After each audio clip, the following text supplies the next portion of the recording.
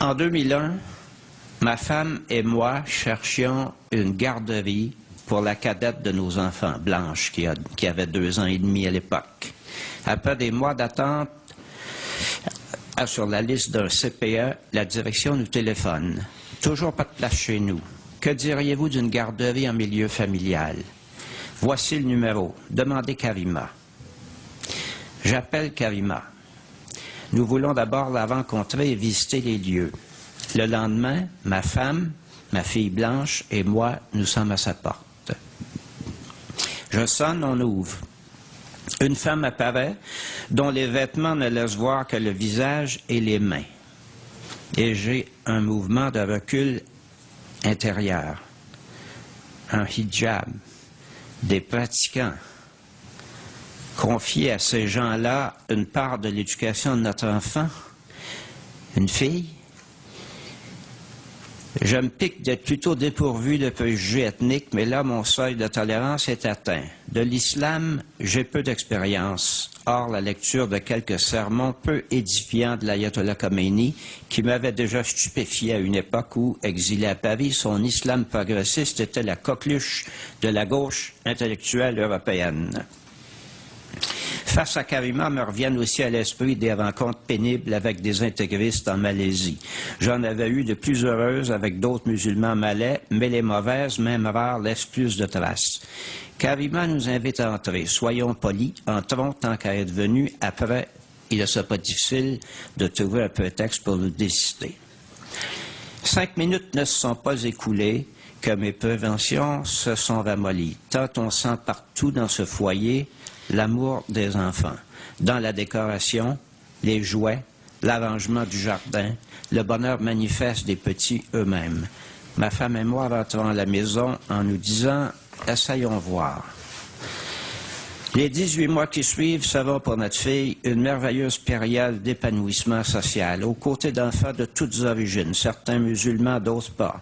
De notre côté, nous découvrons en Karima une femme d'un bel aplomb, lectrice d'ouvrages de psychologie enfantine, bien au fait des réalités du Québec et qui mène sa petite entreprise avec amour et rigueur, secondée, pas dirigée, secondée par son mari. En fin d'après-midi, les enfants se retrouvent autour d'elle au jardin pour l'heure du conte. Quand je viens chercher Blanche, il n'est pas toujours facile de l'arracher à ces moments de rêve. Nous rentrons à cette époque du Japon, pays très japonisant. La francisation de nos enfants est prioritaire. Nul ne peut mieux nous y aider que la Marocaine Karima. Un matin, j'invite Blanche à se chausser. « Viens mettre tes petits bas. »« C'est pas des bas, c'est des chaussettes. Karima l'a dit, » me corrige-t-elle. Avec Blanche, Karima s'y prend mieux que nous, je crois. Nous avons alors 4 enfants. Blanche est le bébé, et ça paraît par moments. Tout ce qu'il lui faut, c'est un peu de fermeté, me lance un jour Karima, et ça lui manque. Elle s'arrête, l'air un peu inquiète de ma réaction aux 4 derniers mots qui lui ont échappé. Touché.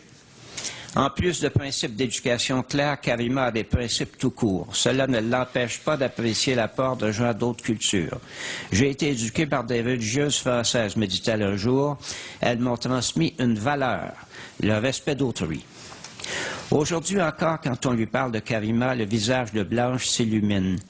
Les visages de Karima et de son mari s'illuminèrent eux aussi le matin où je leur ai appris que j'avais manifesté la veille avec 100 000 Montréalais à 26-0 contre le projet de Bush d'envahir l'Irak. Aucune haine des Américains chez eux, mais un brin de fatalisme. Vous verrez, il y aura la guerre quand même. Au cours du débat sur les accommodements raisonnables, j'ai souvent pensé à Karima, à son mari, à leurs 3 filles et aux nombreux musulmans du Québec. Ce chauffeur de taxi, par exemple, qui me confiait timidement son désarroi. Après avoir fui les excès des intégristes en Algérie, il doit parfois, comme musulman, faire face ici aux insultes de quelques passagers ignares. Nous sommes tous susceptibles d'avoir peur de l'inconnu. Comme cette femme musulmane qui a été discrètement malade au moment de partir à la rencontre des gens d'Hérouville. Du si bon monde pourtant, j'en doute pas. Ma femme et moi aussi, nous étions inquiets la première fois que Karima nous est apparue dans l'embrasure de sa porte. Le 11 septembre 2001 a eu son effet. Mais pensons-y bien.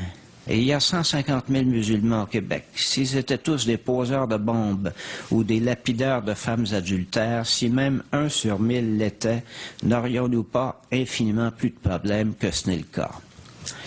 Naturel donc est la peur de l'inconnu, mais trop naturel aussi la tentation de l'exploiter, sans penser aux conséquences, pour vendre de la copie, augmenter sa cote d'écoute, engranger un vote vite, comme on dit parfois de certains entrepreneurs qui veulent faire une pièce vite. On pensait que la liberté de croire comme celle de ne pas croire et de pratiquer ou pas, selon sa conscience, à condition de respecter aussi la liberté des autres, faisait partie des conquêtes de notre civilisation.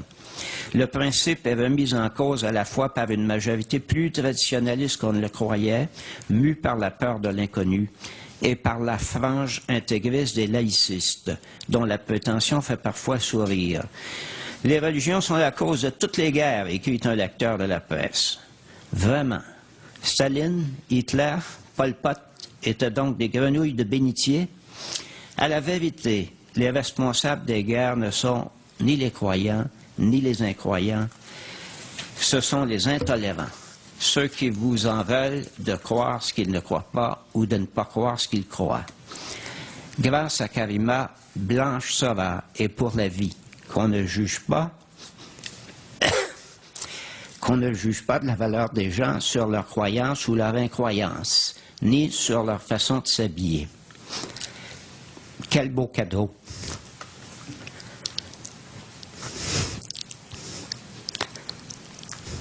Quel beau cadeau que cette rencontre avec Karima. Pour nous. Pour Karima et pour Blanche. Pour le Québec, dont elles font toutes les deux parties.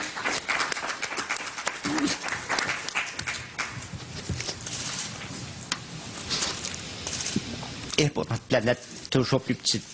Merci. Merci, M. Dorion. Je crois que c'est un cadeau pour Karima et pour nous aussi. Je crois que c'est un témoignage qui vaut bien des arguments, bien des questions-réponses.